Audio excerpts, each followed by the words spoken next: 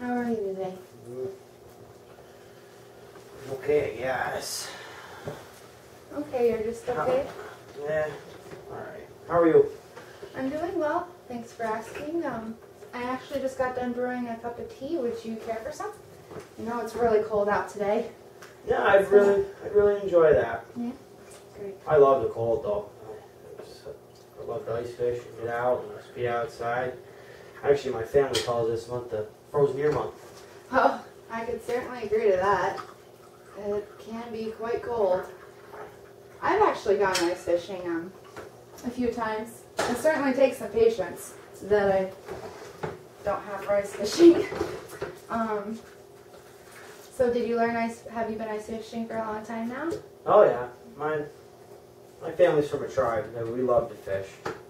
We live near a big pond with trout and salmon in it.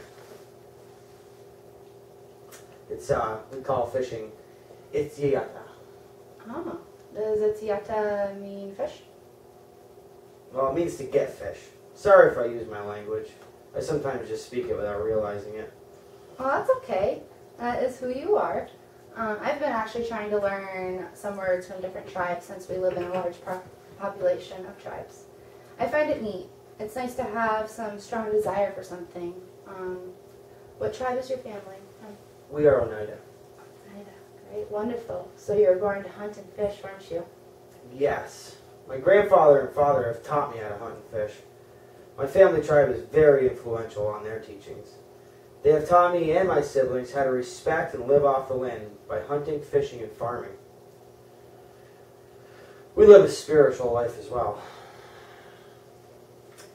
I find that a beautiful way to live, Jared. I'm going to take some notes if you don't mind.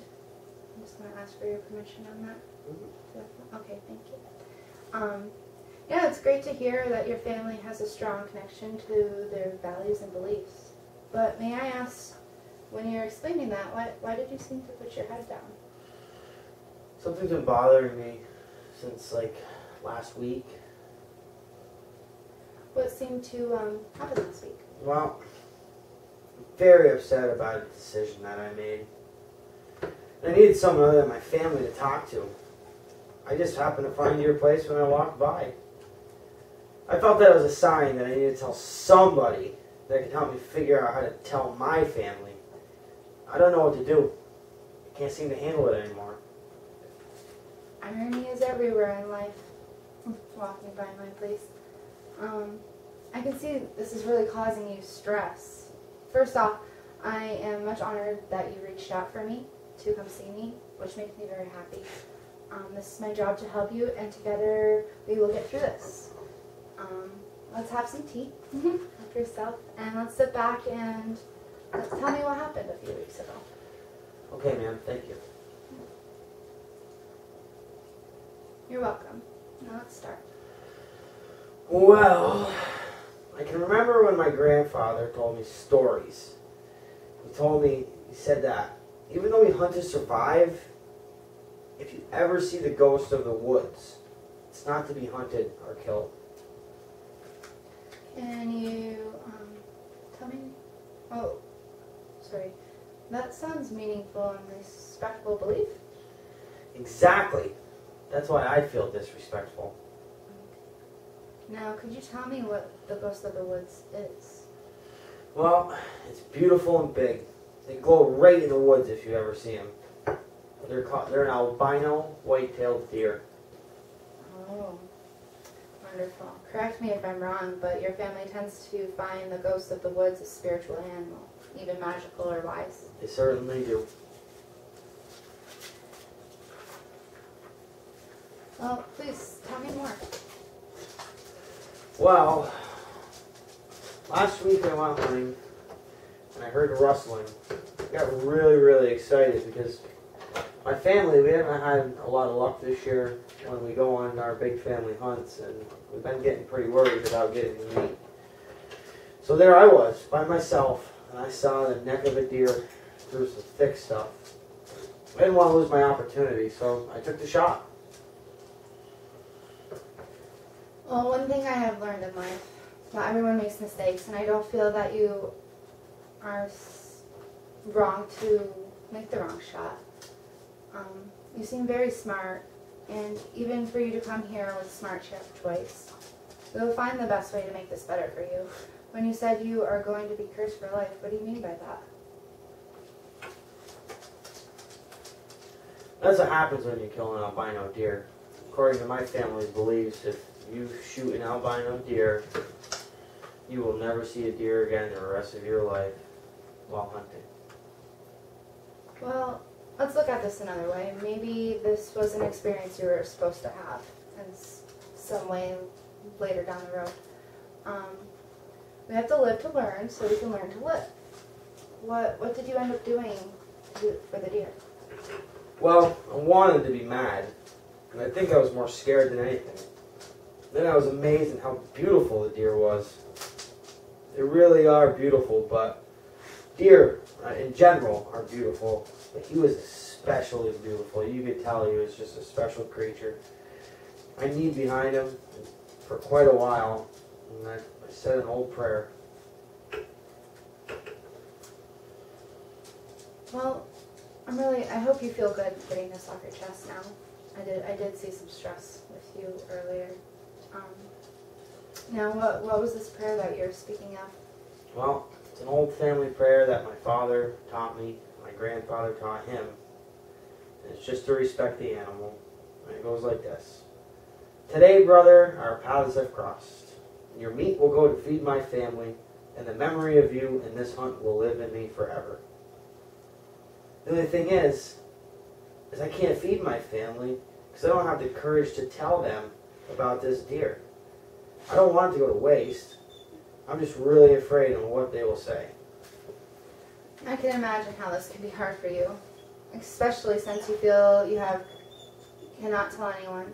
In this family, let's stop and think, what did you end up doing with the deer? Well, I have it hidden. I had no choice but to, dress them out in the woods and leave them out there. It's cold enough out tonight. It's good that, the meat's not going to go to waste. But I got it hung up in a tree really high that no animals can get to it. Right. Well, you cannot hide the deer forever. Let me ask you something, Jared. Seeing how much this is affecting you, how have you been acting around your family? Well, I guess I haven't realized it, but I've been really distant. I'm afraid to be around because I might slip out what happened.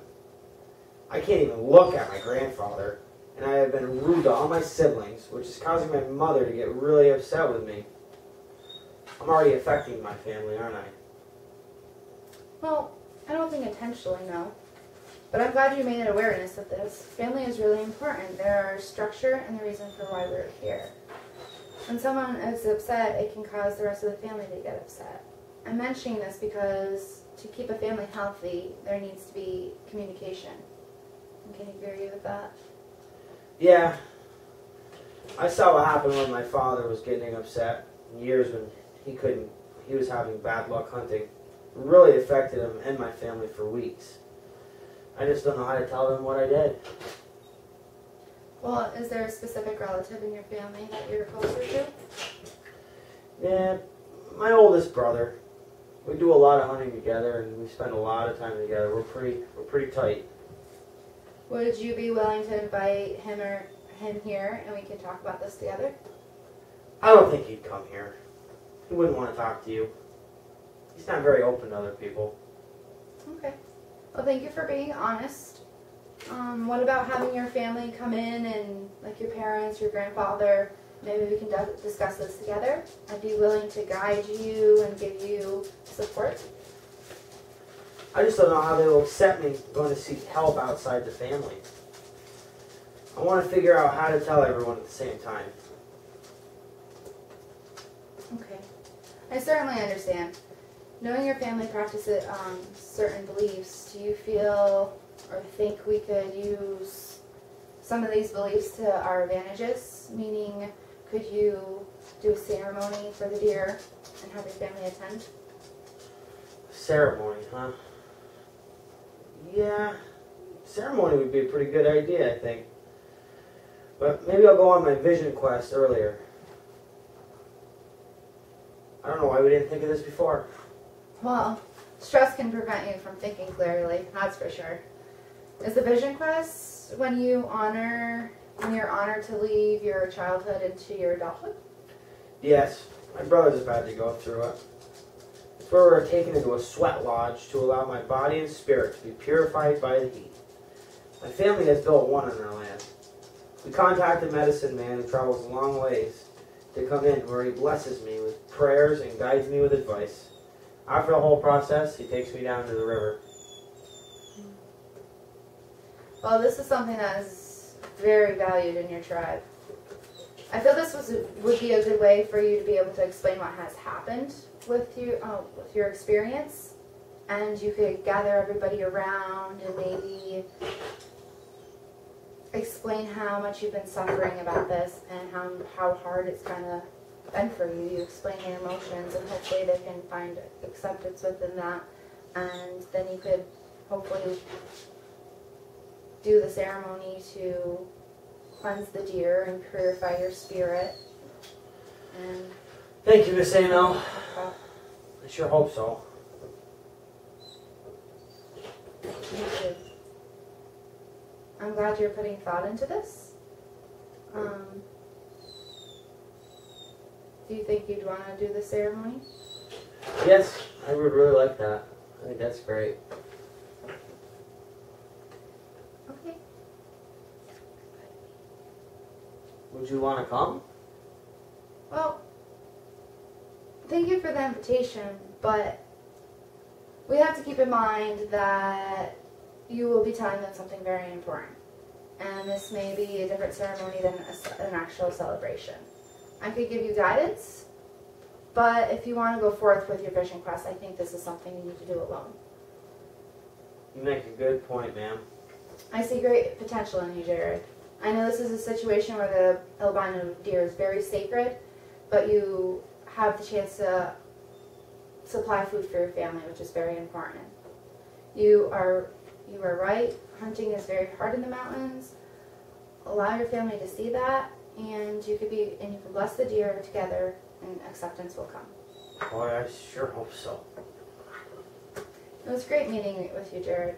I'd like to make another appointment with you within a few days, maybe before the ceremony or after, but I'd like to connect with you to see if your goal has been reached. Sounds perfect. Okay, I would really like that.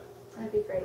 Maybe we could schedule an appointment for you next Wednesday when you start walking home from school. You take this road, you said, from school? Yeah, that sounds good. Okay, great. Well, thank you for coming in, and I hope you can relax a little bit. Well, should be able to now. Thank you very much. Well, it's nice meeting you. We'll see you soon. Take care. Thanks.